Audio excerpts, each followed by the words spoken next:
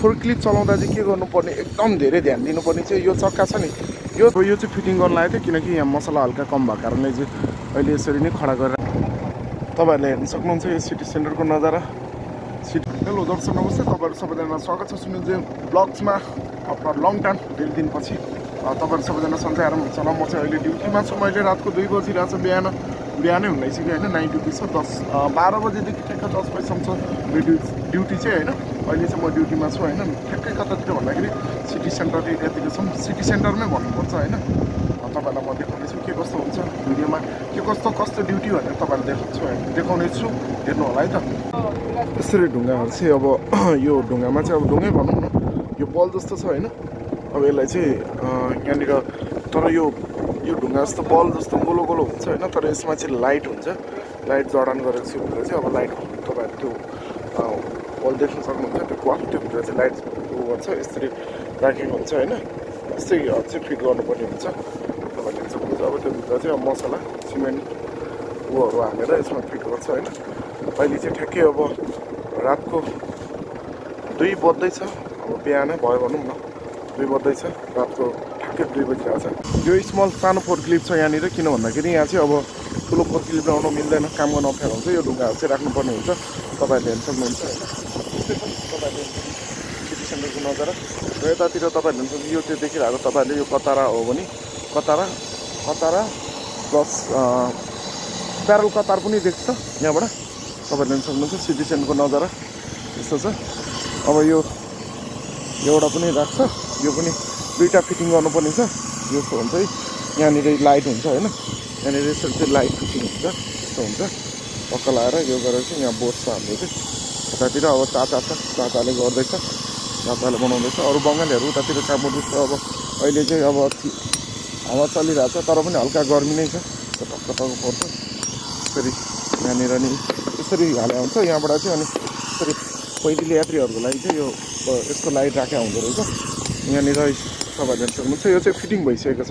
यो चाहिँ अब यो हेर्दा चाहिँ होइन, मैले चाहिँ सुरुमा यो डोलो के हो, यो डोलो के कस्तो के काम गर्छ भन्ने लाग्थ्यो होइन। कसरी चाहिँ यो फिट गर्यो होला, कसरी चाहिँ अड्यो होला भन्ने लाग्थ्यो। तर भित्र मुनिबाट चाहिँ रड हुन्छ होइन, त्यो 3टा रडले, त्यो 3टा रड अनि कङ्क्रिट अथवा मसलाहरू सिमेन्ट घोलेर बनाउँछ, त्यसरी मजाले अड्ने रहेछ। यस्तै छ ड्युटी चाहिँ, यस्तै छ होइन। के गर्नु, गर्नै पऱ्यो, नगरी पनि भएको छैन। अहिले चाहिँ मैले यो सानो फोर्कलिफ्ट चलाएर छ यहाँनिर, किनकि अब ठुलो फोर्कलिफ्ट हुँदैन नि त यहाँनिर, यो सबै बनिसक्यो हो नि त होइन। यस्तो छ। पहिला चाहिँ होइन, अब यो सिटी सेन्टर भन्दा चाहिँ हामी धेरै नै पर बसिरहन्थ्यो नि त, क्याम्पहरू टाढा नै हुन्थ्यो। अनि सिटी सेन्टर कस्तो छ भनेर एकदमै हेर्न जाने एकदम रहर इच्छा जागर चल्थ्यो। तर अहिले होइन, सिटी सेन्टरमै छ ड्युटी, त्यसले गर्दाखेरि अब यो बिल्डिङहरू मात्र होइन, यो लाइट झिलिबिली बोलेको मात्र देख्दा कस्तो कुनै नलाग्ने क्या, एक्साइटेड नै छैन क्या अहिले यहीँ। र अब हुन्छ नि हरियाली भनेको त्यति देख्न पाउँदैन, तर पनि बोट बिरुवाहरू चाहिँ टन्नै छ, तपाईँहरूले हेर्न सक्नुहुन्छ। तर सिटी सेन्टरहरू पनि तपाईँहरूले हेर्न सक्नुहुन्छ। यस्तो छ। अब यहाँ त अब यहाँ चाहिँ आएपछि चाहिँ हुन्छ कि लाइक अब विदेश आएको भन्ने चाहिँ जस्तो लाग्छ, नत्र भने त अर्थमा त त्यस्तै मरुभूमिमा आएको जस्तो हुन्छ। फोर्कलिफ्ट चलाउँदा चाहिँ के गर्नुपर्ने, एकदम धेरै ध्यान दिनुपर्ने चाहिँ यो चक्का छ नि, यो चक्का होइन, यो चक्का धेरै उड्ने काट्नु पनि नमिल्ने क्या, धेरै चक्कारी होइन। किनकि यो टायलमा चक्काको पनि डाम बस्नु भएन क्या, डाम बस्यो भने नि इन्जिनियरहरूले गर्छ क्या। यो अब बनिसक्यो नि त, तयारी भएको छ, त्यसले गर्दामा चक्का नघुमाइकन एकदम केयर गरेर चलाउनु हुन्छ होइन।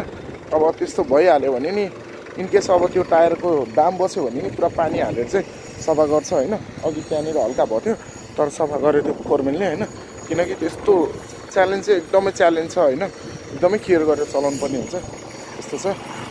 फेरि अर्को पनि अब यसलाई पनि उठाएर त्यहाँनिर लिएर जानुपर्ने हुन्छ होइन। अब त्यहाँ फोरमेनहरूले हेर्दै थियो, यताउति गर्दैछ, लाइटहरू चाहिँ गर्दैछ, तपाईँहरूले हेर्नुहुन्छ के कस्तो हुन्छ, फिटिङ कस्तो हुन्छ तपाईँहरूलाई म देखाउने छु है त, के कस्तो हुन्छ। यस्तै छ कतारको जिन्दगी होइन।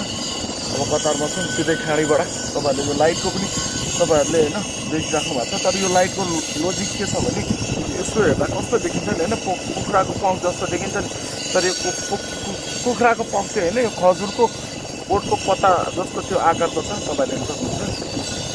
यो चाहिँ फिटिङ गर्न लागेको थियो किनकि यहाँ मसला हल्का कम भएको कारणले चाहिँ अहिले यसरी नै खडा गरेर राखिरहेको छ, तपाईँहरूले हेर्न सक्नुहुन्छ। उता काम गरिरहेको छ केटाहरू, लुक एट द गाइस यो सिटी सेन्टरको नजारा अब नाइट भएको कारणले त्यति राम्रो देखिन नसकेको छैन होला हैन तर पनि अब तपाईहरुले हेर्न सक्नुहुन्छ यस्तै हो के गर्नु मोबाइल त्यति गतिलो छैन तर पनि अब गर्ने कोसिस गर्दैछु तर यस्तो बलियो हुन्छ नि यस्तो बलियो हुन्छ यो अस्ति हैन अस्ति तपाईको हैन मैले यो उकाको हैन किनकि त्यो भएछ रङ भएछ त्यसले गर्दा म हटाएको यस्तो बलियो कि यो अब टाइल हो कि यो ढुङ्गा हो हैन मार्बल हो कि हो अब मलाई त्यति थाहा भएन पुरै उक्क्या के पुरै रङ्गै निस्क्यो के अचम्म लाग्यो यस्तो बलियो हुँदो रहेछ यो फिटिङ गरिसकेपछि हुन्छ यो लाइट चाहिँ ओहो खुल्या रहेछ यो चाहिँ अब यति भारी छ कि बवाल छ यो लाइट चाहिँ यस्तो हुन्छ तपाईहरुले हेर्न सक्नुहुन्छ त्यसले गर्दामा मान्छेहरूलाई हिँड्नलाई सहज भनेर होला कति अब तपाईहरु यतै अब बाहिर हुनुहुन्छ भने तपाईहरुलाई पनि थाहा हुनसक्छ यो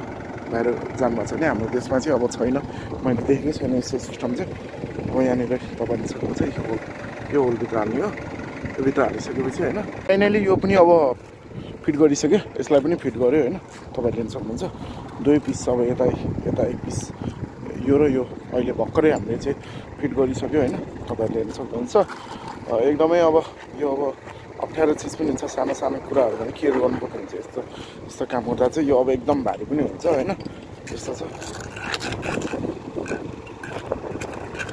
बबाले भइसक्यो दामी भइसक्यो अब लाइट कहिले जोड्छ थाहा छैन त्यो चाहिँ मलाई थाहा छैन त यो चाचाले सफा पनि गरिसक्यो होइन तपाईहरुले हेर्न सक्नुहुन्छ कस्तो चिटिक्क भयो अहिले फिटिङ भइसकेपछि र आजलाई लगभग छुट्टी भयो भनौँ अब काम पर्यो भने बोलाउँछ नभए आराम गरिन्छ होइन त्यस्तै छ